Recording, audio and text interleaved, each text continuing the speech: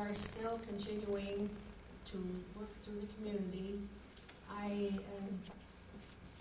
personally, since I know so many people in Moraga, take one of our brochures, fold it up, and write a little note and say, gee, we sure would like your help. Put an envelope and mail it to all the people that we haven't heard from. And say, because there are two of us that know everybody who has given and who hasn't. The other thing which has made us very successful drive is an anonymous donor who is a member of the business community, and this has helped us tremendously. But you've got to have some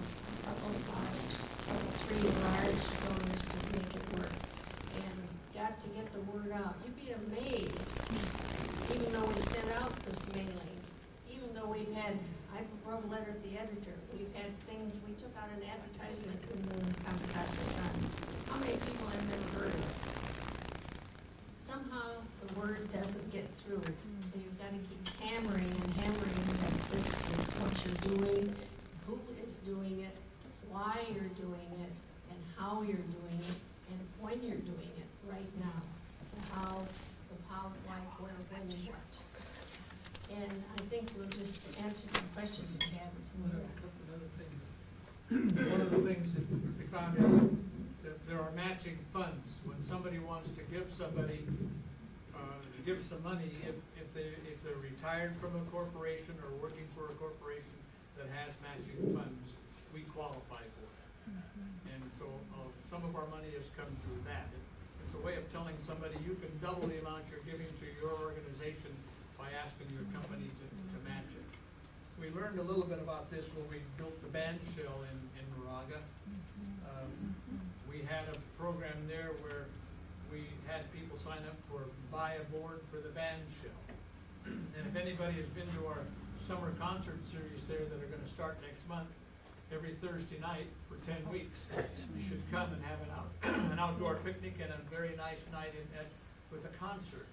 But, we, in our brochure, we have different ways that they can donate, and you can become a founder member if you want to give $1,000 or more, a benefactor from $500 to $999, and so on. And we have said that if anybody gives us $100 or more, their name will be on a plaque in the History and Research Center. And so we've been able to say, well, gee, you're going to give. If you're going to give 50, why don't you give 100 and you can get your name? Because everybody wants to know, everybody knows what they've done. And so there are a lot of ways that you can get people to give you just a little bit more and feel good about it.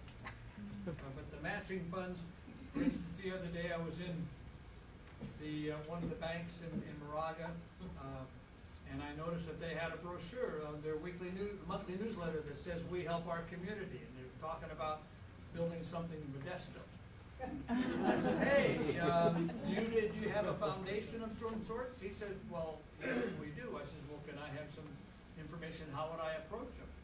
So we're making an application to that bank for a grant from their foundation. So they're all over the place. They're everywhere. If you look for it and you ask people, you can build it. And it would be nice to be able to say that Moraga has a research and history center, and the Lafayette has a research history center and museum for the history societies.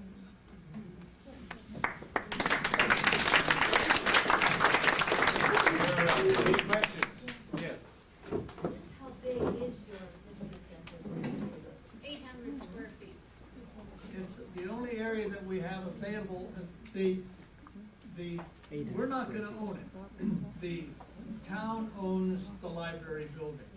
And of course, the county runs the library. And on the south side of our library, there's a porch that's been covered. That's about 800 square feet.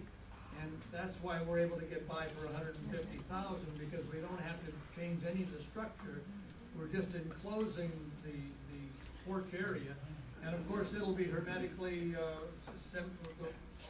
right temperature control for the papers and so on. And it'll be a much safer area than we are now.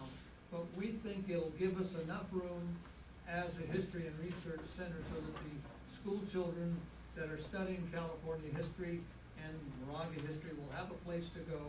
And anybody that, like Milda, that is doing research and wants to find out more about it, will have a place where they can get in there and spread the paper and do their work. But it'll be 800 square feet.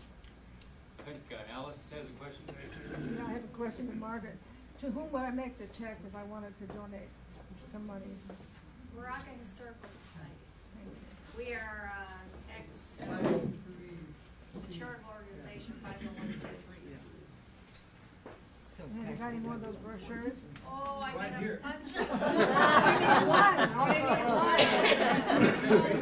them. Okay, we have a bunch of these brochures up here at the head table, so come on up afterwards and grab one. I really stress, this was one of the best things we did.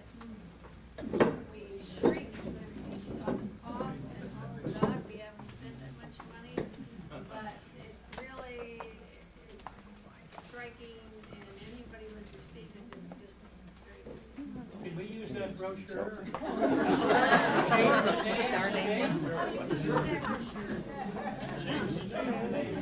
Just go change the name when they send it in. Are there any other questions? Would the Moraga Historical Society be interested in making a contribution?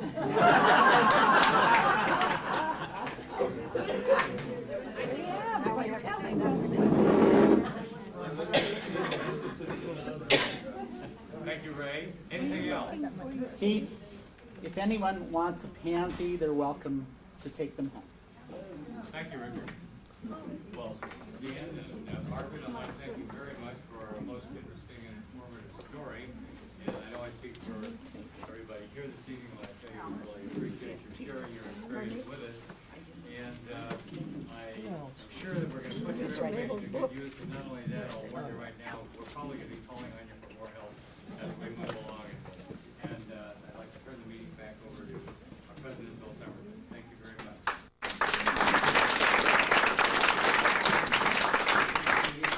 Putting this together, I'm sure it was very informative. Unless there are other matters to come before the society,